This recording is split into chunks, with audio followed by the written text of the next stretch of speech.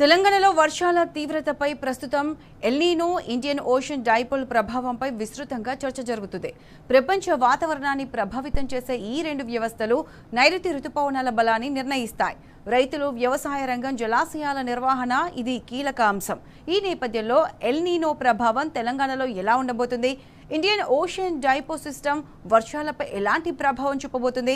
వ్యవసాయ రంగానికి జలాశయాల నిర్వహణ, నైరుతి రుతుపవనాల తీవ్రతతో ఎలాంటి ఫలితాలు రాబోతున్నాయి? ఎల్నినో ప్రభావాన్ని తట్టుకునేందుకు ప్రజలు తీసుకోవాల్సిన ముందస్తు జాగ్రత్తలు ఏంటి? ఈ అంశాల సమగ్ర విశ్లేషణ చేస్తున్న వాతావరణ శాఖ అధికారి శ్రీనివాస్తో మా ప్రతినిధి అరవింద్ ఫేస్ టు ఫేస్.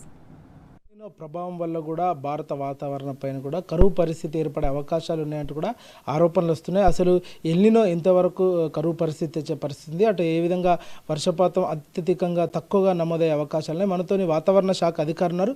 వారిని అడిగి పూర్తి వివరాలు తెలుసుకుందాం. అసలు ఎల్నినో ఏంటిది సార్? ప్రధానంగా అసలు ఎల్నినో ఏంటి సార్? ఇది ఏ విధంగా భారత వాతావరణం పైన కూడా ప్రభావం ఉండే అవకాశాలు ఉన్నాయి సార్? మనకి ఈ భూమి గమనంలో మనకి వేసవికాలం, వర్షాకాలం ఎట్లా వస్తుంటాయో, ఆ వర్షాకాలం వచ్చినప్పుడు మనకి ఈ భూమధ్య రేఖకి దిగువన మనకి వర్షాకాలం రావడానికి కూడా మనకి వేసవికాలంలో ఉన్న వేడిమి కారణం. వేసవికాలంలో మార్చి, ఏప్రిల్ నెలలో మనకి బాగా ఇంటెన్స్ వేడి ఉండటం వల్ల రాజస్థాను, సమీపంలోని పాకిస్తాను, ఆఫ్ఘనిస్తాను ఈ ప్రాంతం అంతా సివియర్గా వేడి ఎక్కడం వల్ల ఈ ప్రాంతంలో ఒక అల్పపీడన ప్రాంతం ఏర్పడుతుంది.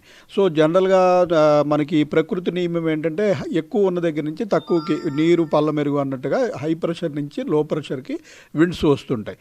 అయితే ఈ హై ప్రెషర్ ఏరియా, సదర్న్ హెమిస్ఫియర్లో ఉన్న హై ప్రెషర్ ఏరియా మనకి ఈ పసిఫిక్ మహాసముద్రం ప్రాంతంలో 5 డిగ్రీల సౌత్ అక్షాంశం ప్రాంతంలో నుంచి అక్కడి నుంచి బయలుదేరి ఇట్లా మనకి హిందూ మహాసముద్రం మీదుగా భారతదేశానికి చేరుకుంటాయి. ఇవి సముద్రాల మీద నుంచి కొన్ని వేల కిలోమీటర్లు ప్రయాణించి మనకి వేడిగా ఉన్న భూభాగం మీదకి రావడం వల్ల ఇక్కడికి వచ్చాక అవన్నీ క్లౌడ్స్గా మారి మనకి ఈ తేమగాళ్ళన్నీ కూడా మనకి ఒక 4 నెలల పాటు వర్షాన్ని ఇస్తుంటాయి. మనకి ఈసారి డెఫినెట్గా మనకి ఎల్నినో ప్రభావం ఉంటుంది.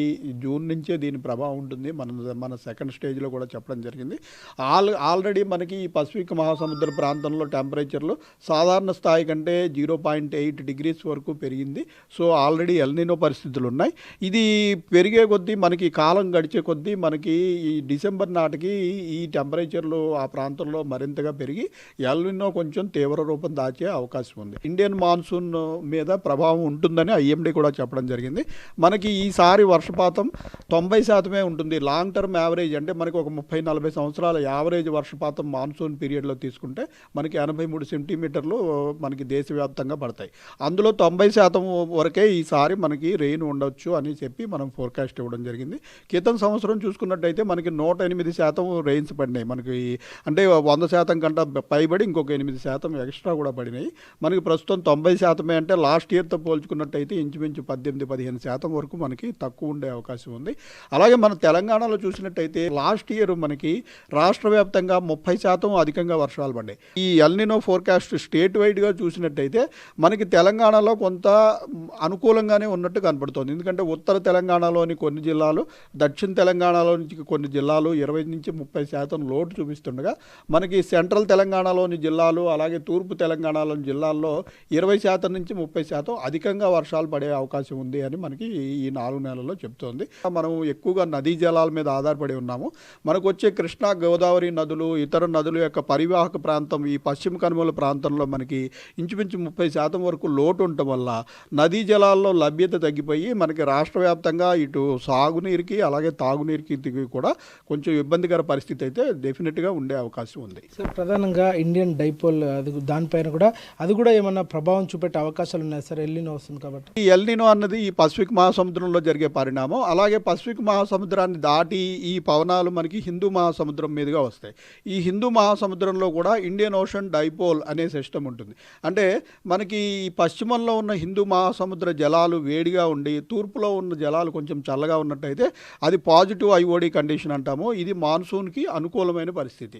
అలాగే మనకి తూర్పులో ఉన్న జలాలు వేడిగా ఉండి పశ్చిమంలో ఉన్న జలాలు చల్లగా ఉన్నట్టయితే అది నెగిటివ్ ఐఓడి కండిషను. ఇది మాన్సూన్కి మరింత లోటు చేస్తుంది. అయితే ప్రస్తుతం కొన్ని సంవత్సరాల్లో ఏమవుతుందంటే మనకి ఎల్నినో ప్రభావం ఉండి మనకి వర్షాలు తగ్గిపోయే ప్రభావం ఉన్నా సరే ఈ ఐఓడి కనుక పాజిటివ్గా ఉన్నట్టయితే మనకి కొంతవరకు ఈ ఎల్నినో ప్రభావాన్ని న్యూట్రలైజ్ చేసి మనకి మామూలుగా వర్షాలు పడిన సంవత్సరాలు కూడా ఉన్నాయి. అయితే ఈసారి ఈ ఐఓడి కూడా మనకి మాన్సూన్ పీరియడ్ పూర్తయ్యేంత వరకు ఇది కూడా న్యూట్రల్ కండిషన్లో ఉంటుంది. సో దీనివల్ల ఐఓడి వల్ల కూడా మనకి పెద్దగా హెల్ప్ ఏమీ ఉండడం లేదు.